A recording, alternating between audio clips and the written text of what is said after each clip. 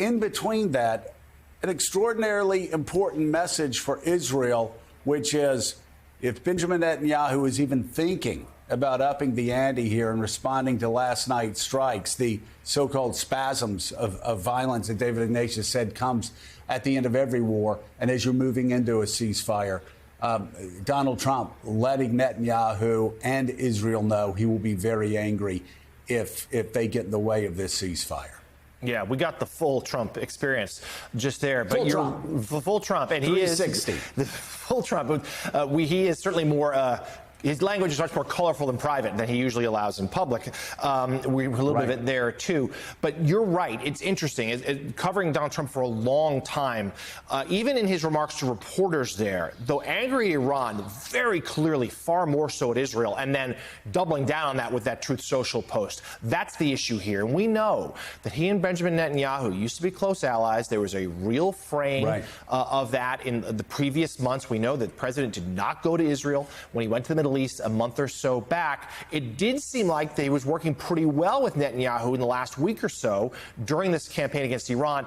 But President Trump wants the war to stop. He didn't want it to begin in the first place. He went along with it. He did help, certainly, with that strike at the facilities on Saturday. But now he's eager for it to come to a quick conclusion, and he's furious that, at least for now, it hasn't just yet. So joining this conversation, we have editor-in-chief of The Economist, Zanny Mintz-Beddoes, vice president for studies at the Carnegie Endowment for International Peace, Corey Hinderstein.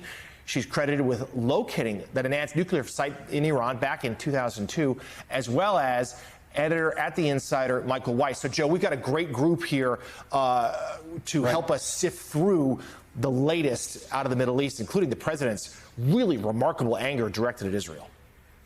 There's a lot of incoming. You can talk about, again, his media critique. You can talk about the F-bomb. I think we're going to focus on Michael Weiss instead on just a direct challenge to Benjamin Netanyahu and Israel, saying, whatever happened last night, this is the morning. I do not expect Israel to launch further attacks into Iran. What can you tell us about where the situation is right now and what we can expect? Well, I think, first off, Donald Trump is in a very triumphalist mode. He was absolutely, glorifying in the U.S. military operation to drop the massive ordnance penetrators on Fordo. Praising, the pilots of the B-2 bombers, the B-2s themselves, talking about how great and shiny the American military is and it can't be beat. But then, as Jonathan and you have pointed out, he wanted to wrap this thing up, right? So he backed Israel and took a lot of flack from his own coalition in MAGA world. I mean, using Steve Bannon, according to the New York Times, basically as a psyop to pretend like he wasn't about to engage in this strike. He wants to basically put the pieces back together of his MAGA coalition and bring the isolationists back on board. So this ceasefire, which, as you note, is very tenuous to begin with, there was another rocket attack after the one that killed as many as 4 Israelis, which the Iranians claim that they launched prior to their commitment to the ceasefire. And that rocket attack, which was, I think there were 2 missiles, both intercepted by the Israelis, is what the Israelis said that they're going to respond to. The defense minister said something like, we will respond very forcefully in central Tehran, and highlighted that it was going to be the same kind of targets that Israel hit the other day, the Basij paramilitary headquarters and other security installations. So no doubt they'd be aiming for other IRGC officials. And I think what you're seeing here is Donald Trump telling them, don't even think about it. His war is over. Right. And Zanny, it is difficult to imagine either Iran at this point or Israel deciding to cross an angry Donald Trump. Benjamin Netanyahu had said before our strike in Iran that Israel can go this alone. I'm not so sure that many people in Israel believe that without the U.S. support. What do you think happens next? First of all, let's get your reaction. First of all, not only to the extraordinary press avail in front of the White House at Marine One, but also put it up again, guys, and let's keep it up. This tweet that the president made earlier this morning, just warning Iran, warning Israel, don't even think about responding to Iran. So I think it's really welcome that he's done that. I mean, perhaps not with the F word, but yes, it is very, very clear that he's that clear to Israel. I think actually, as David Ignatius said earlier in your show, this probably was the sort of final spasms of a 12-day war. Often Middle East ceasefires have, people trying to get one last bomb in. But this very clear message from the President of the United States to Israel, do not do any more, I think is not just good for the short term in that it means that this is likely to hold, but I think if the President continues this overt pressure on Bibi Netanyahu, we are much more likely to get from this the long-standing diplomatic agreement that we need with Iran and, frankly, a more optimistic potential for a bigger deal in the Middle East. The thing that President Trump has had to do is stand up to Bibi Netanyahu in public and say no more. And I think if he starts saying no more a bit more often, the Middle East will be in a very good place. Well, and Susan Page, obviously the president exerting pressure on Israel and Iran to move past, again, as David Ignatius said, these spasms of violence that come at the end of most wars. And as Annie said, the president exerting that pressure most likely will do more than not to help uphold the ceasefire. So what's next? So President Trump has enormous clout at the moment, both with Iran because of the United States joining the Israeli assault there with the bombing, also with Israel for undertaking this step that Benjamin Netanyahu had long sought the United States to take, other presidents unwilling to take it, to drop those big bombs. So he comes to this table with a lot of cards to play, not only with Israel and Iran, but on his way to NATO. There are repercussions, I think, from what so far, ceasefires are shaky. We understand that. But what so far is a pretty good situation. There are repercussions for Trump's power in other situations around the world. And I wonder if we're going to see some of that in the meeting he's heading to now with NATO. Well, and Jonathan, we already are seeing that. There is no doubt that Donald Trump throws sharp elbows, that he moves across the landscape on the world stage in a way, breaking stuff in a way that other presidents have not done. But let's just take these two situations right now. As Annie said, him weighing in and him applying pressure to both Israel and Iran not to strike, make it more likely. I'm not saying that Israel's not going to strike, but make it more likely that this ceasefire holds.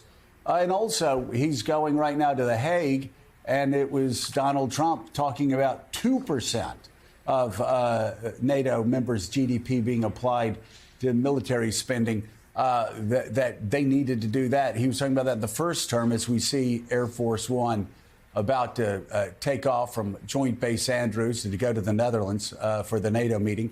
But now we have European countries, we have NATO talking about 5% contributions of their GDP.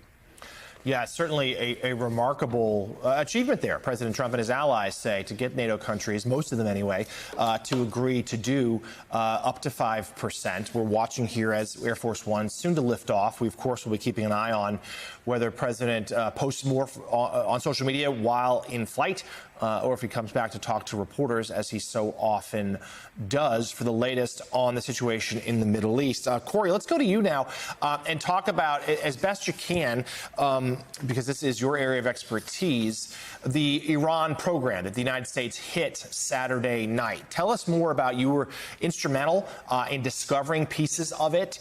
Tell us what you know as to what Iran had achieved.